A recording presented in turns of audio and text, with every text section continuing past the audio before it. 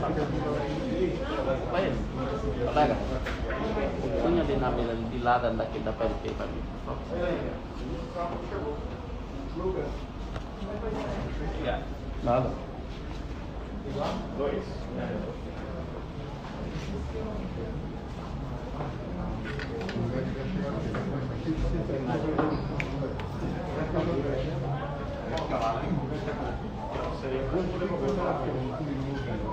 Luz, kasih celular. Kasih celular. Para gravar isso.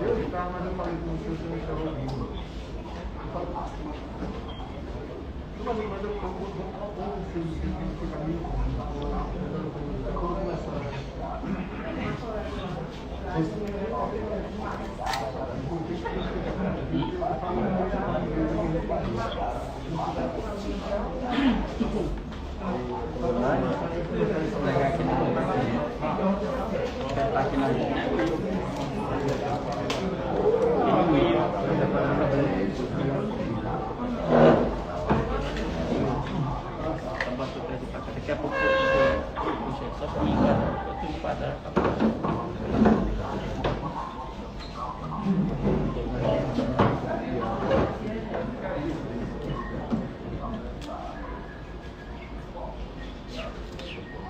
Pega aquele microfone da banca, coloca lá no meio dos 2 metros, tá? Qual? É, porque eu pensei que tinha outro. Não, pega. Não, da Band. Da Band. Não, coloque lá no meio, lá encostado da Record lá. Aí, sim.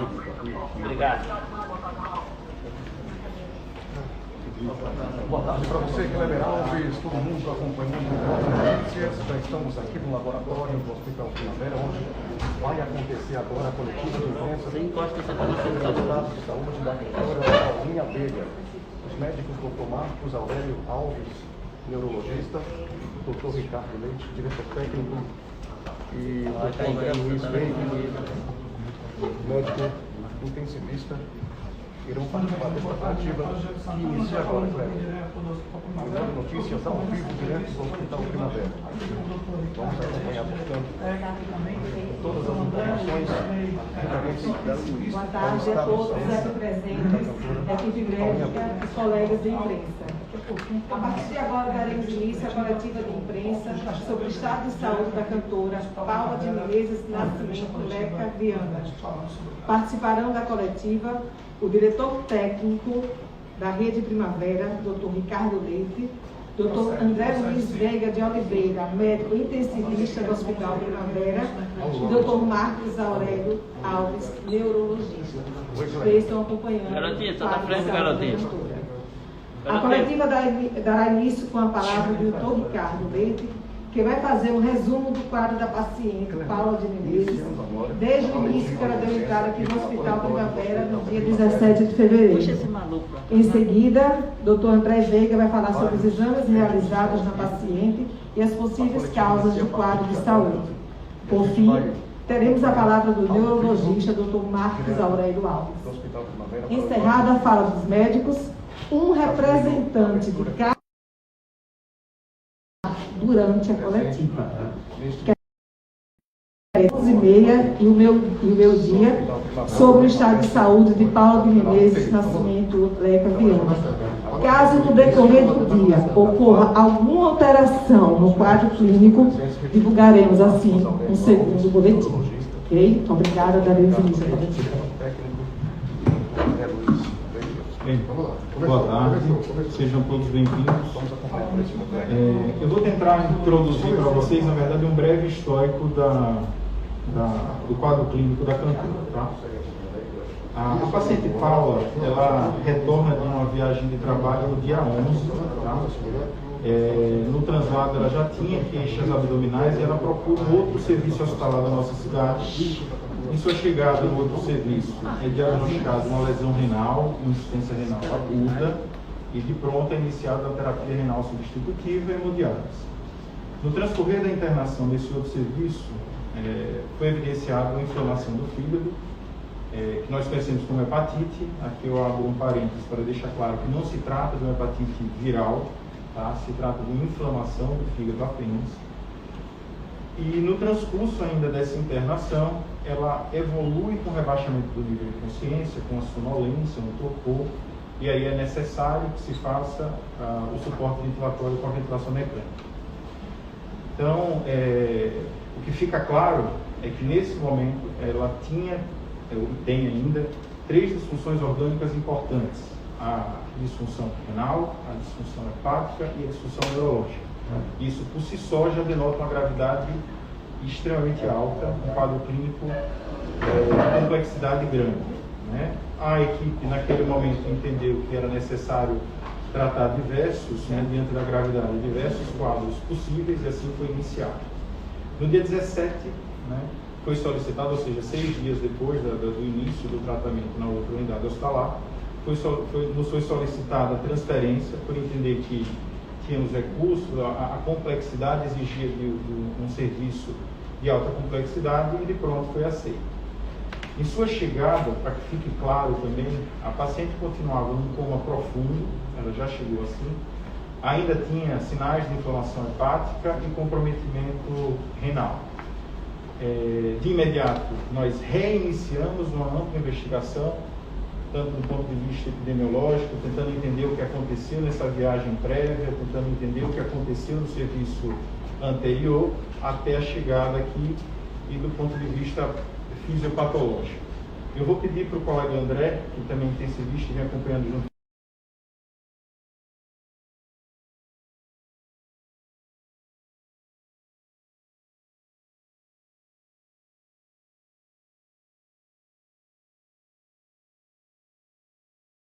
E hoje, na sequência, o Dr. Marcos tenta elucidar o quadro neurológico. Bem, a senhora Paula foi transferida de outro hospital aqui na capital na quinta-feira à noite, e prontamente na sexta-feira a gente começou a nossa discussão multidisciplinar, né, tentando revisitar aquilo que já tinha sido feito e pensado, né, no outro hospital, e dar prosseguimento a novas investigações. Tá? Não da terapia intensiva, né, o local onde a gente cuida, ou assim, da assistência a pacientes mais críticos, a gente tinha 2 vertentes: dar suporte às falências orgânicas, como o Dr. Ricardo acabou comentando, né, justamente para que essas disfunções orgânicas acabem não progredindo e até minimize riscos, né, para a paciente de forma aguda. Então ela tinha disfunção renal, que ela já vinha sendo tratada através de terapia renal substitutiva desde o outro serviço. Tinha disfunção hepática, que vinha em regressão, e a gente tinha que dar o suporte para que essa disfunção hepática acabasse não progredindo e acabasse acometendo ou agravando o quadro clínico dela. E tinha um quadro neurológico, né, que estava 48 horas sem sedação, um quadro em coma profundo, sem nenhum tipo de reflexo ou tipo de resposta às medidas que a gente estava fazendo. E nessa revisitação, tanto epidemiológica como de diagnóstico e terapêutica, associada ao suporte de disfunções orgânicas, a gente revisitou o quadro clínico dela. Tá?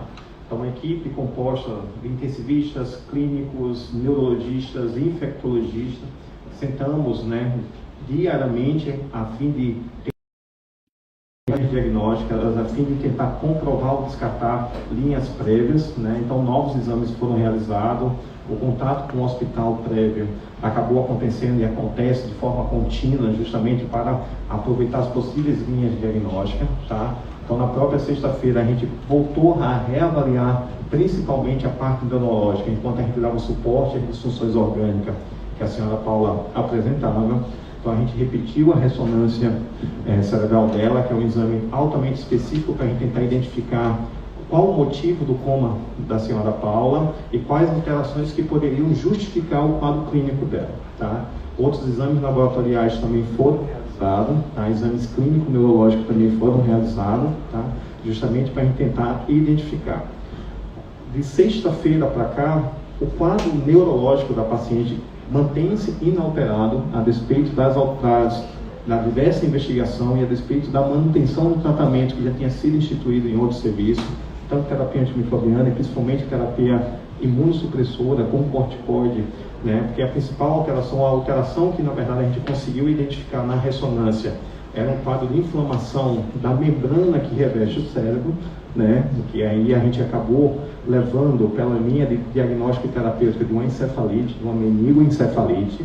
Novos exames do líquor, que é o líquido que reveste o cérebro, foram coletados sem nenhuma identificação de possível contaminação bacteriana ou presença de bactéria nessa meninge dela. Então a gente acabou seguindo a linha diagnóstica do que a gente tinha e manteve o quadro de imunossupressão, tá? Paralelamente a isso, todo o suporte ventilatório, que é aquele que dá suporte à oxigenação da parte pulmonar, todo o suporte renal, ela vem fazendo diariamente, fazendo avaliação e tendo esse segmento diariamente, foram mantidos justamente para que novos agravos não acabassem acontecendo no quadro clínico da paciente, tá? Então, eu acho que dentro das disfunções, tanto pulmonar, hepática e renal, o suporte crítico tem se mantido, tem estabilizado essa parte clínica dela, mas realmente a parte neurológica, que é aquela parte que acabou ficando, né, com o diagnóstico que a gente continua a investigação, tem exames que chegaram descartando, confirmando algumas coisas, tem outros exames que ainda estão à espera. Eu acho que o Dr. Marco Aurélio, da parte neurológica, consegue falar um pouco melhor. Boa tarde. Agradecer a presença de vocês aqui nessa final de tarde. Passar alguma coisa para vocês. A gente examinou a Paula já no sexta ou sábado, mas eu já tinha conhecimento do caso dela desde a época que ela se encontrava na instituição. Eu conversei por algumas vezes com um colega que a conduziu lá. Nós trocamos informações nesse período, mesmo antes dela chegar aqui no nosso hospital. Então, em que situação encontra-se a senhora Paula? Ela chegou em coma, continua em coma grave, em coma profundo, rebaixamento severo de sensório. A pergunta que todos nós fazemos aqui dia a dia é qual a etiologia, ou quais as etiologias que justifiquem uma pessoa estar em coma numa escala que nós chamamos de escala de Glasgow, né?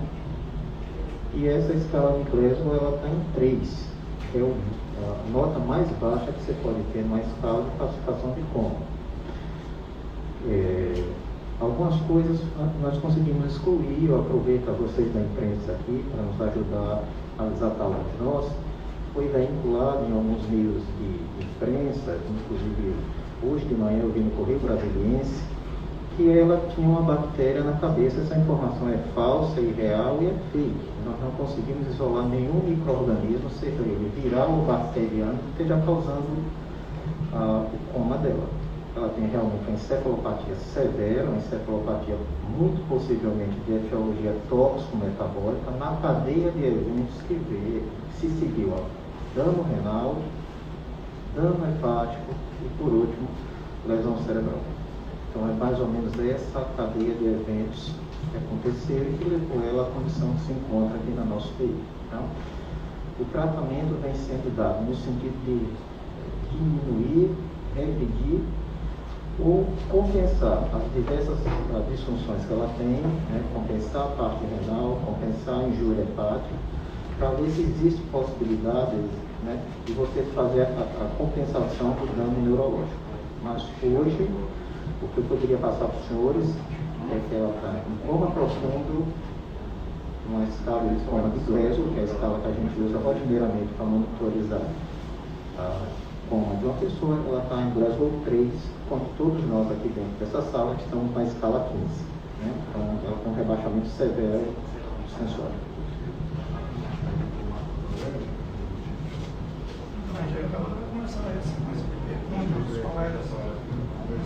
Vamos começar a sessão de perguntas. Quem vai querer fazer pergunta?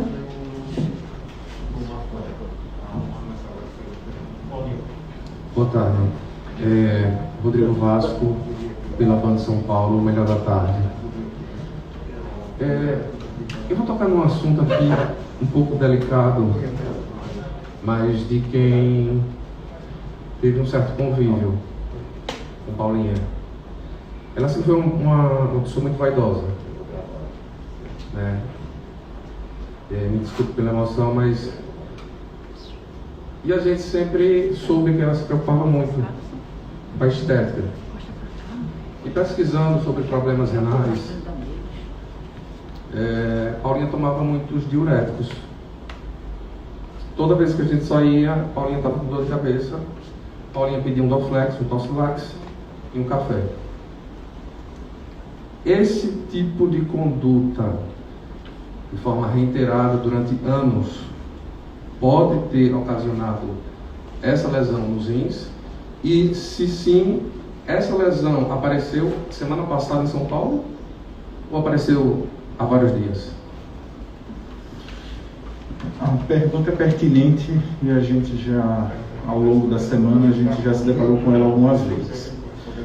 Vou deixar claro alguma situação.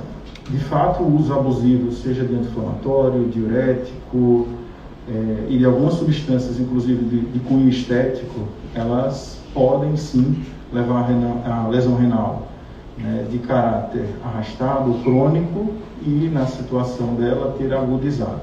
O fato é que não tem nenhum exame comprovatório hoje que vá no caminho de dizer Paula tinha uma lesão prévia e foi agudizada nesse momento. Inclusive, nosso exame de imagem realizado aqui não tem nenhum sinal de lesão crônica, tá? De fato, o uso abusivo, rotineiro, como queira classificar, ele tem sim esse risco, mas não parece ter sido isso que aconteceu, tá?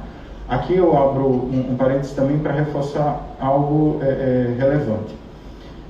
Fomos questionados ao longo da semana se os tratamentos ou as tentativas estéticas de perda de peso, enfim, teriam alguma responsabilidade no quadro clínico dela agora.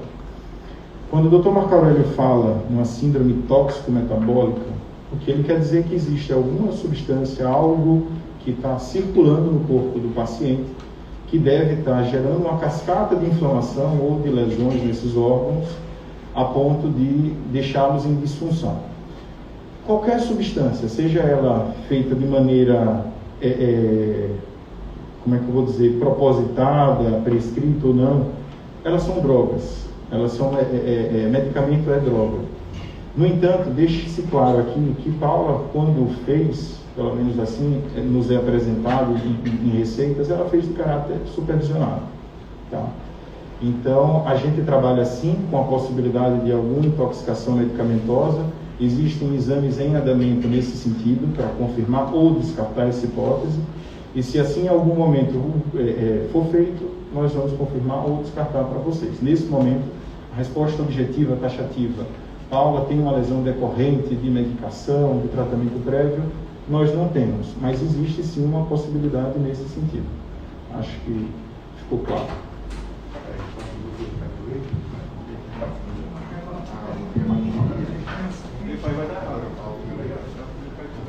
Vai dar microfonia.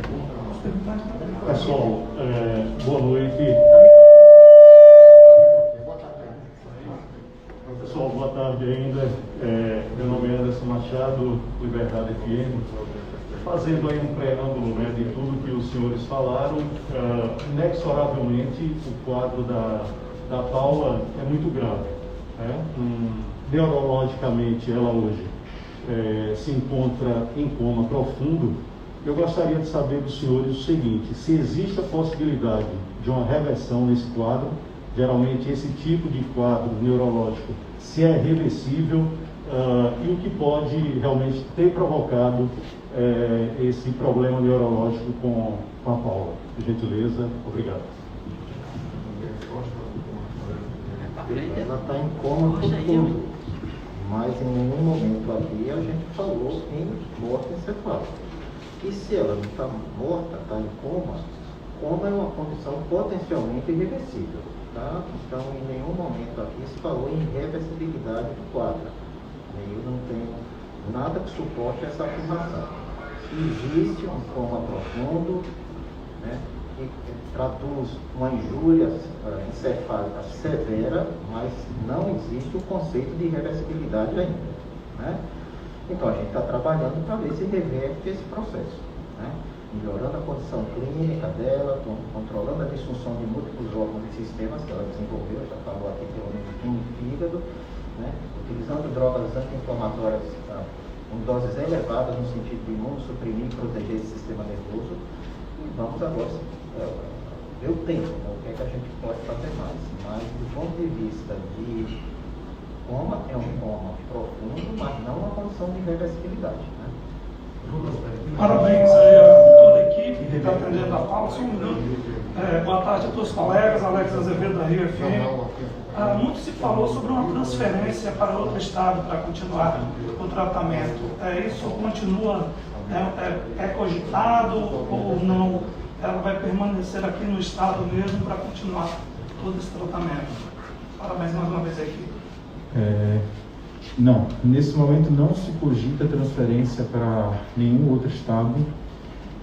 Aqui deixamos claro que o pedido de transferência do serviço anterior para o nosso foi feito pela família, no entendimento de que nós temos sim um suporte adequado.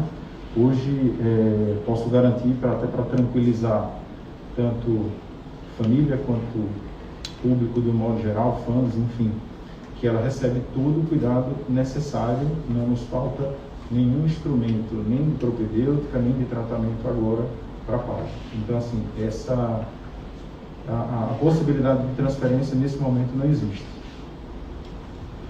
Jair Júnior, da Rádio Jornal. Gostaria de saber dos senhores sobre um tratamento com a nutróloga que a cantora estava fazendo, se isso procede e se está realmente descartado, portanto, descartada a morte cerebral. Bem, eu acho que o Dr. Ricardo e o Dr. Marco Aurélio já anteciparam a resposta dessa pergunta, tá? Ela tomava alguns medicamentos, né, algumas formulações, mas como já foi posicionado aqui, era em caráter supervisionado, seguido, tá? A gente tem em mãos e a gente sempre fica em vigilância as possíveis interações que esses medicamentos podem causar, né? Como o Dr. Ricardo falou, medicamentos são drogas que têm seus benefícios e têm seus malefícios, né?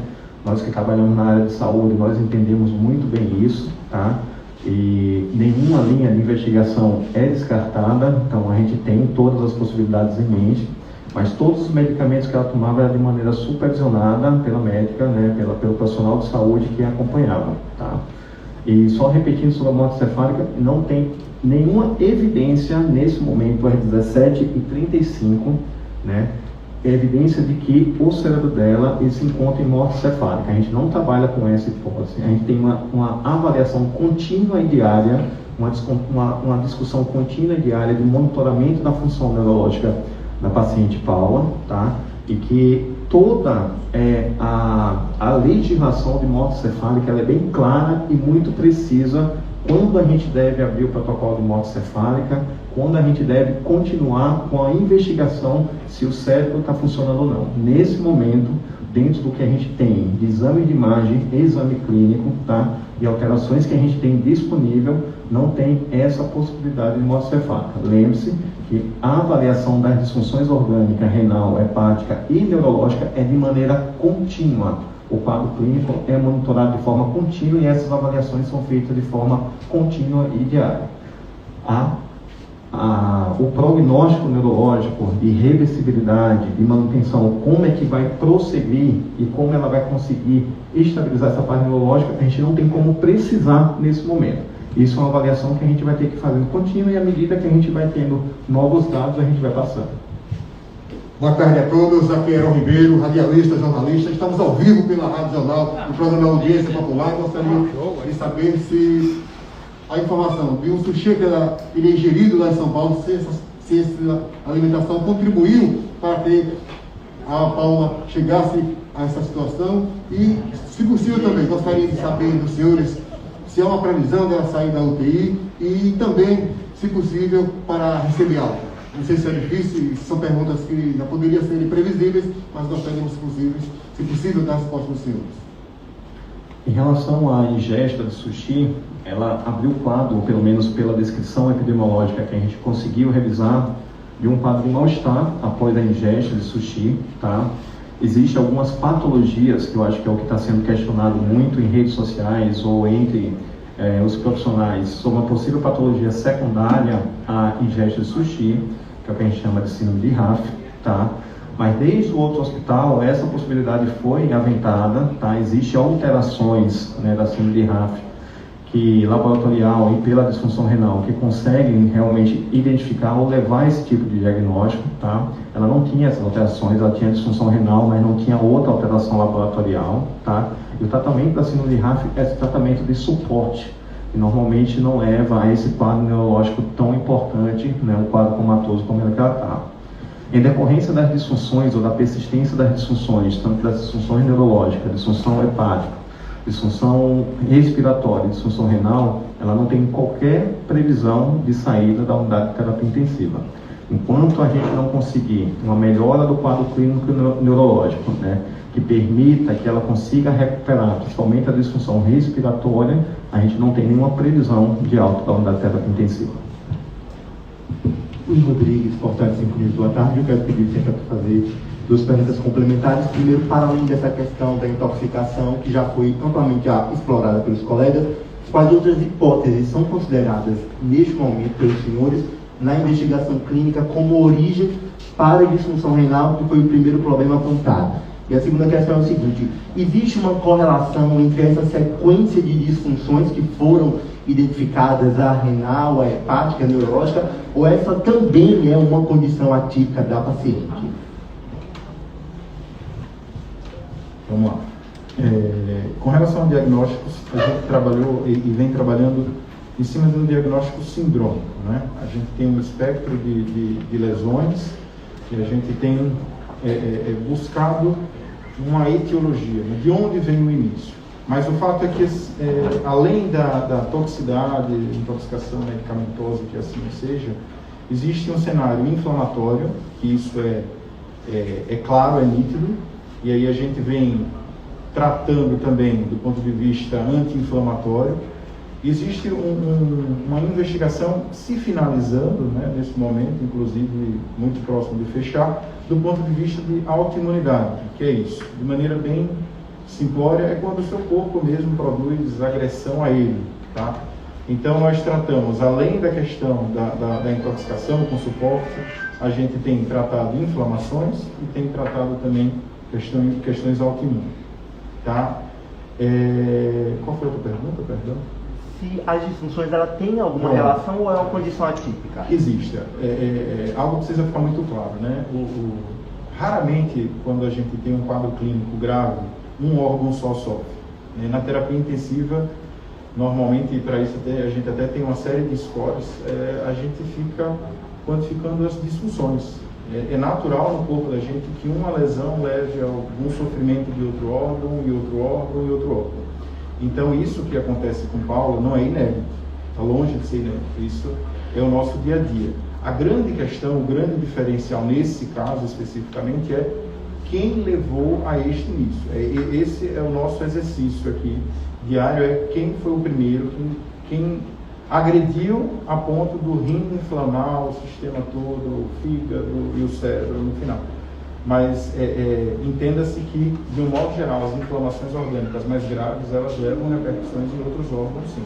Isso é o nosso dia a dia. Obrigado. Aqui, Lucas Moura, TV Atalaia, Record TV.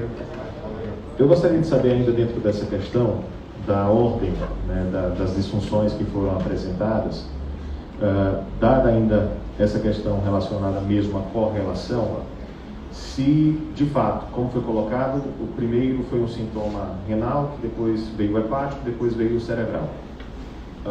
E aí o senhor disse agora que há um estudo no sentido de saber de onde teria partido tudo isso. Esse onde partiu tudo isso seria essa toxina ou seria algum órgão que poderia estar abrigando essa toxina? Perguntando de forma bem simplesmente para que fique claro para a gente. E aí eu queria fazer uma outra pergunta a respeito dessa toxina que está circulando no corpo dela, pelo menos essa é a hipótese de vocês. Essa é a principal hipótese hoje, vocês estão trabalhando com a possibilidade de que seja mesmo essa toxina. E se for de fato essa toxina, como é que vocês farão para identificar a presença dessa toxina ou não no corpo dela? E se existe um exame para isso, se tem uma forma, vou usar um termo bem simples, de retirar essa toxina, dela sair, ou é um ciclo natural, o organismo tem que expulsar. E se caso isso aconteça, ela se recupera, todos esperam, existe a possibilidade de que ela fique com sequelas? São esses aspectos. Por uma série, né? Bom, quando a gente diz assim, ela iniciou com a lesão renal, depois o hepático, na verdade não existe uma ordem tão cronológica assim. Né? A primeira alteração que chamou a atenção no outro serviço foi o renal. Naturalmente, quando a gente está investigando, a gente pede uma série de exames. Então, em paralelo, vamos entender que fígado e rim, eles apareceram em caráter paralelo. O neurológico é que veio depois do comprometimento inflamatório já bem mais importante. Eu queria, assim, fazer só uma correção, talvez, é que a gente tem falado em toxina. Quando nós falamos em tóxico metabólico, é algo que agride, né? O tóxico é um agressor, gera inflamação, gera agressão celular. Não necessariamente uma toxina. A gente pode, inclusive, estar diante realmente do efeito ainda prolongado de alguma medicação em uma dosagem, vamos dizer assim, alta o suficiente para agredir esses órgãos. Do ponto de vista de diagnóstico, nós temos em andamento ainda um painel toxicológico, que são várias substâncias que estão sendo investigadas laboratorialmente, e à medida que isso for saindo, a gente vai tendo mais respaldo. Existe biópsia de órgãos-alvo, de órgãos que foram lesados de rim e de fígado, também em andamento, para esclarecer melhor que tipo de lesão isso pode ter levado, pode ter gerado ou desencadeado. E só com esses subsídios é que talvez a gente tenha uma ideia melhor de se mudar ou não o tratamento. Algumas substâncias, foi perguntado também como é que a gente tira, né, essa toxina. Algumas substâncias elas são dialisáveis, né, elas saem na diálise. À medida que o sangue vai trocando, vai filtrando, vai dialisando e aquilo ali sai. Outras, necessariamente, elas são depuradas. E aí algo positivo é que o fígado dela vem desinflamando ao longo do tempo e algumas medicações elas são metabolizadas pelo fígado e aí naturalmente ela vai tirando. Outras existem antídoto. A grande questão é que se a gente não encontra quais seriam essas outras, a gente não sabe necessariamente qual é o antídoto. E aí eu lembro mais uma vez que antídoto também é droga. E a gente não pode dar ao léu aleatoriamente, até porque existem efeitos colaterais. Então, para que fique claro, existe uma investigação ainda em paralelo, do ponto de vista toxicológico, do ponto de vista anatomopatológico, de biópsia, no sentido de elucidar e deixar um pouco mais claro com quem é que a gente está lidando. Acho que é importante ressaltar essa parte de toxina, toxicológico. Qualquer medicamento dentro de uma faixa terapêutica, ela pode ser usada para tratar uma doença, né, tratar um órgão específico, mas a depender do seu excesso ou da combinação, muitas vezes ela não está em excesso, mas em combinação com vários medicamentos, ela pode sair do seu limiar terapêutico e entrar no limiar tóxico. Não necessariamente existe uma toxina, mas o excesso de medicamento, seja per si por um aumento da ingesta daquele medicamento em si, seja por interações de medicamentos que um pode levar a aumentar a concentração sérica de outro, ela pode gerar uma lesão celular. E essa lesão celular pode lesionar a célula do rim, pode lesionar a célula hepática, pode lesionar a célula neurológica. Tá?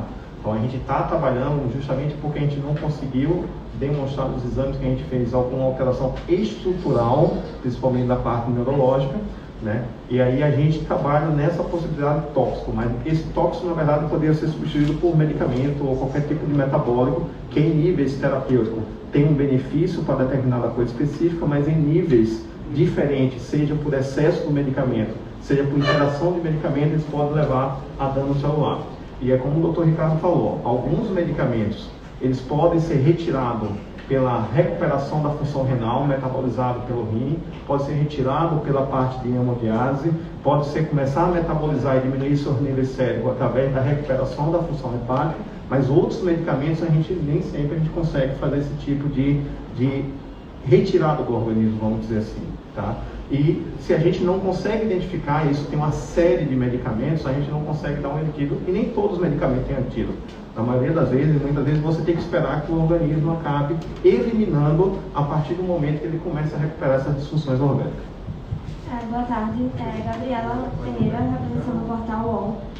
Aqui muito foi falado da questão da parte neurológica da paciente, mas eu queria saber como ela está respondendo a essa questão renal. A gente pode acompanhar nos boletins que ela está fazendo hemodiálise, né, diária, e eu queria saber como a questão dos rins dela estão respondendo totalmente, se existe a possibilidade de eles voltarem a funcionar em sua totalidade. Eu vou falar da parte renal, mas vou falar da parte neurológica dela. Então, o que a gente tem disponível, a gente não tinha nenhum relato, né, da história clínica que ela tinha um problema renal prévio, tá? A gente tem alguns exames de imagem, que é a ressonância, que demonstra nenhuma alteração estrutural que possa sugerir que ela tinha um problema crônico.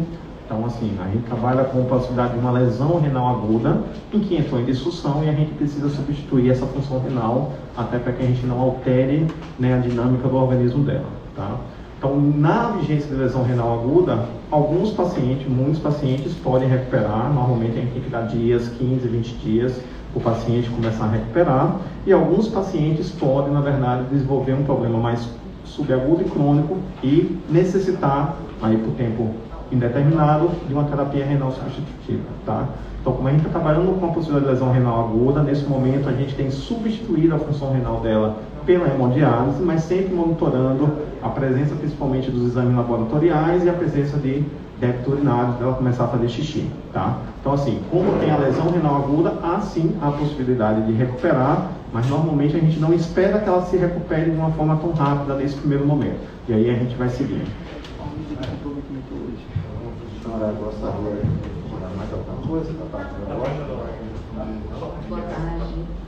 Boa tarde, Denise Gomes, da Sergipe. Eu gostaria de saber em relação ao caso dela sair do coma, se ela deve ter algum tipo de sequela, se é possível já precisar isso, e em relação à hemodiálise, se ela ficará dependente do tratamento por um período. Eu vou falar da parte neurológica. Denise, seu nome. Denise, veja só, a situação dela a gente vai um dia de cada vez. Hoje, nosso interesse é mantê-la viva. E não está sendo uma missão fácil, né? Então, eu não me sinto confortável para falar sobre possibilidade de sequela num paciente que, a princípio, nosso esforço está sendo destinado a mantê-la viva. Sequela vem mais à frente, se sobreviver. Então, nesse momento, o compromisso que a gente tem é de dar suporte para que ela passe dessa fase aguda, recupere função renal, recupere lesão da disfunção hepática, e, se o bom Deus permitir, recupere a injúria neurológica, para que, se possível for, quem sabe, ela retorne às atividades. Mas o compromisso agora não é preocupação de sequela, é preocupação com a manutenção da vida. Você conseguiu entender essa relação? Boa tarde, Cananda, da Band Bahia. Vamos lá. Primeiro, ela já tinha algum problema de saúde renal? Pode ser que ela tinha esse problema e ela não sabia? Outra pergunta também é a questão do exame de sangue que foi pedido para ser feito, o motivo de ter sido feito o pedido desse exame de sangue, e também a questão do tratamento de fertilização para engravidar. Se esse tratamento poderia ter prejudicado a saúde renal dela.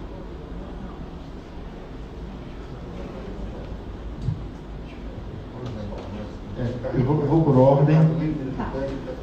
Com relação ao renal, né, eu insisto de que, assim, não temos nenhuma evidência de que ela tinha lesão prévia, né? Ela era uma paciente seguida, fazia seguimento com sua médica regularmente, e a princípio nada fala de que ela tinha doença prévia. Inclusive, como foi citado por Dr. André, a ressonância realizada aqui também não mostra nenhuma lesão do ponto de vista estrutural desse rim. Então a gente trabalha com a possibilidade de uma lesão renal aguda. Com relação ao exame de sangue, só me corrija só para entender qual o exame de sangue especificamente. O exame toxicológico, você fala? Tá. O toxicológico, na verdade, é um exame que a gente mensura em urina, na verdade, tá? Esse é um exame mandado para um laboratório de referência, que faz um painel extenso, até de substâncias que a gente eventualmente não está nem, aqui nesse momento, não está nem colocando como possibilidade, de repente a gente encontra, tá? E qual foi a última pergunta? Foram 3. Sobre a questão do tratamento de gravidez. Pronto. Se interferir na saúde renal. Não. O tratamento já foi discutido entre nós do grupo. do ponto de vista das lesões que ela tem hoje, a gente não consegue estabelecer nenhuma relação. Qual o nível de comprometimento dos rins? Qual o nível do comprometimento dos rins? Na verdade, hoje, quando a gente diz que um paciente está em terapia renal substitutiva, está em hemodiálise, a gente parte da premissa de que esse rim não funciona. Ele não se presta para filtrar, inclusive ela nem urina ela produz. Então, a gente entende que nesse momento o rim dela não está funcionando, a gente coloca uma máquina para substituir esse rim, até que ele repouse o suficiente a ponto de voltar a funcionar. A doação de sangue, doutor. Vamos encerrar a coletiva. Foi um acordo que cada colega teve direito de fazer.